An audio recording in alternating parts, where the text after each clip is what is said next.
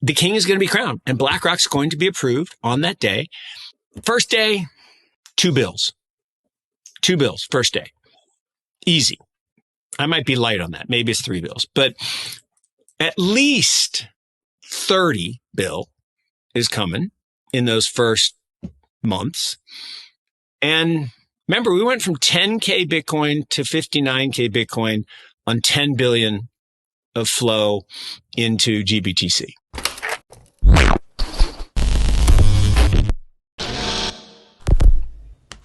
Hey guys, welcome back to Everyday Finance. In this video, Mark Yusko discuss about Bitcoin. According to Mark Yusko, BlackRock will receive approval for it. Day 1, Day 2 bills. Two bills had an easy first day. Mark Yusko may not be much, perhaps only 3 bills, but at least 30 bills are on the way. Remembering those initial months, we moved from 10K 10 billion Bitcoins flowed into GBTC, reaching 59K. Everyone began by beginning with the actual, not the futures, goods and services. What's occurring here is that commodities are like a rocket ship. Mark say we're not talking about futures or paper production. When we talk about Bitcoin, every dollar that is invested is not acknowledged. They have to go buy a Bitcoin, and Mark Yusko kind of own a derivative instrument. Mark have some news for them. Not everyone will sell. Danny is discussing economics 101 at this point. And when demand grows and the supply is largely constant, it's not quite set in stone because many individuals claim that they will never sell so little because everyone has the desired quantity. In treasuries has actually been kept in cryptocurrency, and lots of things Mark Yusko discuss, so please watch the video to end. And share this video and subscribe our channel Everyday Finance. Thanks. This is what's so amazing. So one is, when I say we haven't even started, so what I'm talking about there is the big cycle.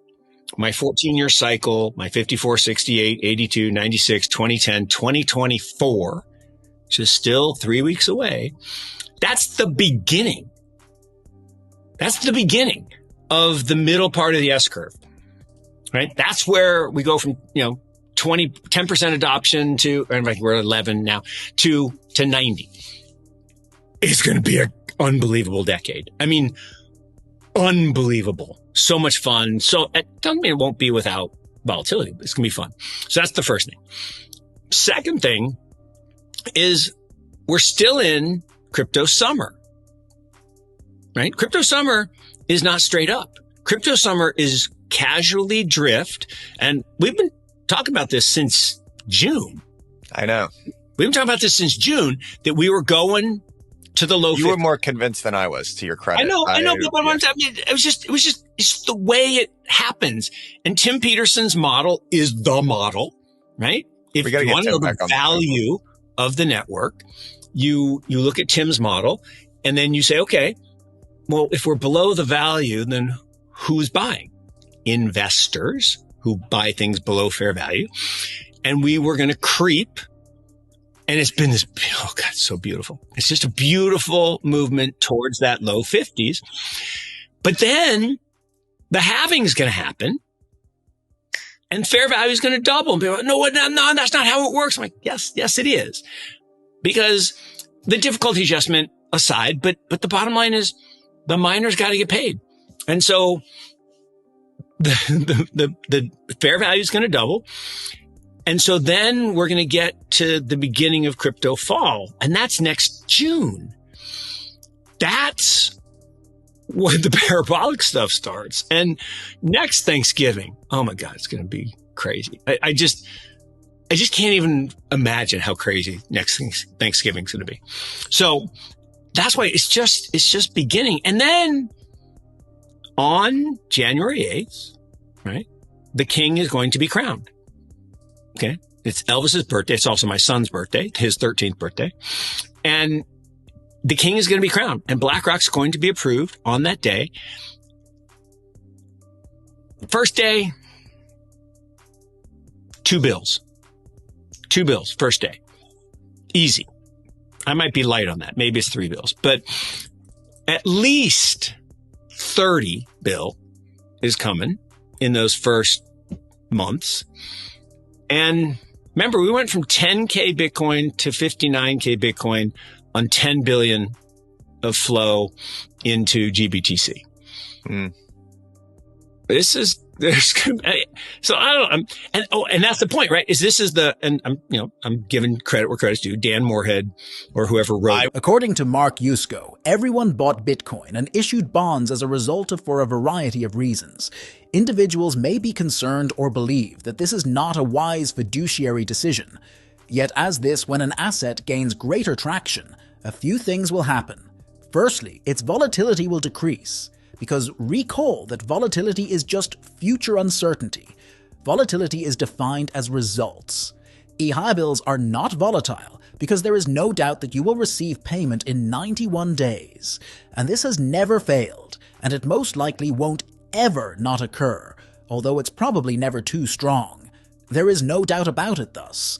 There's not "let's back to Mark Yusko" interview. No, they're so wrong. 10 years. The difference is an event that is going to happen and you front run it, so to speak. Okay. And then the event happens and nothing really changes, right? Because the company's got to grow or whatever. This is very different. And I think what he's comparing it to, and look, Dan and I've been friends for 30 years. And, when left Goldman and went to Tiger, that's when we first started kind of hanging out. And then we backed him when he formed Pantera Macro. We were one of his first institutional investors. And he's the guy, right? He's the reason I'm here, right? He's the reason.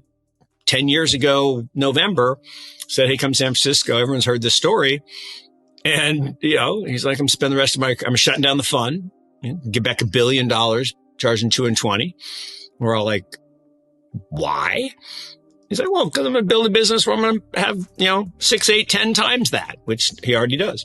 So, but what he's saying is we both lived this experience where if you go back 70 years, no one, right? No fiduciary owned anything but bonds, right?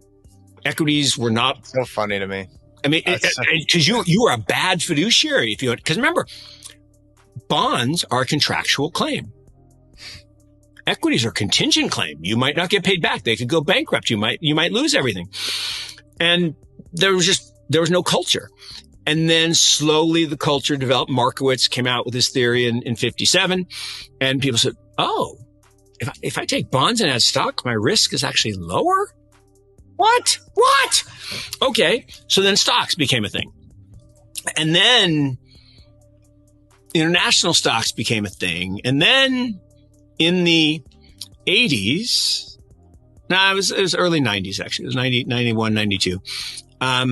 Commodities, hard assets became a thing. But no one invested in commodities except these crazy people. We've all seen them in Ferris Bueller with the hand signals in the pits in Chicago. And that's who traded commodities. And commodities were not for institutional investors. Well, Goldman Sachs came up with this idea to create something called the Goldman Sachs Commodity Index. And people were still afraid. And so one of the genius things was people did principal protected notes. So they basically used a combination of bonds and futures on these commodity indices to create a hybrid asset where you couldn't lose your money, right? They bought zero interest or zero coupon bonds and they'd accrete to the value and you get your money back. And then they used 20 to 30% to buy these futures. And so if commodities went up, you made a bunch of money too. And institutions are like, I can't lose my money. Oh, okay, I'll try it. And they dipped their toe. And then the Sharpe ratios went up, the risks went down. They're like, bring it. And boom. And once everybody started buying not the futures, but the actual commodities were just a rocket ship. And that's what's happening here. We're not talking about futures. We're not talking about making paper Bitcoin. We're talking about every dollar that goes in. They don't get to say, yeah, you kind of own a derivative instrument. They have to go buy a Bitcoin. And I got news for them. Not everybody's going to sell. And so at Econ 101, that's what Danny's talking about. Econ 101, when demand increases and supply is relatively fixed, it's not perfectly fixed, because there are a lot of people who say, I'll never sell. They'll sell. They'll sell. Of course they'll sell. They'll sell little, because because everybody's got that FU amount that they want to have actually in treasuries. They've held it in crypto, but it would be better if it was in treasuries. And then they let the rest ride, the house money. And that's what's going to happen as we start to get into 6-figure Bitcoin. And so that's going to happen. But they have to buy. And someone else was trying to ask me, I haven't responded yet, but I will this weekend. Well, it took gold a long time to really ramp after GLD. I'm like, okay, remember who's on the other side of GLD. On the other side of every long trade of GLD is JP Morgan short gold. There was a point a number of years ago. Remember, this was right after the financial crisis, and all the banks had to put their information out in public, right? Because they were all going through this conversion to become banks. And long story short, Scott Besson, this famous hedge fund manager that worked for Soros and now runs a firm called Key Square, based on the chess, the 4 squares in the middle. And long story short, he actually read, now he says all 44,000 pages. I'm not sure if he actually read all 44,000 pages, but he read all the stuff on JP Morgan, and he found that they were actually short 2 times the world's gold. Short, naked. And that's why gold was stuck. Like between 200 and 400, it just wouldn't move. And now we're at 2000 because now the long side pushed it up. And yes, it took a while because JP Morgan still spoofs gold every year. They're naked short selling, and they get fined every year for spoofing $1 billion. Maybe it's not $1 billion every year, but a couple of years ago, it was $1 billion. But they're like, we make 200. We make 20 billion. So it's 5%. Yeah. The intriguing thing is that if Bitcoin is, Mark Yusko contend that it is digital gold, and that we have already reached 20% of the monetary goal. Gold's worth the quantity of gold kept in central bank vaults and other similar items, and whether or not that's going to develop, and whether it can then become something more.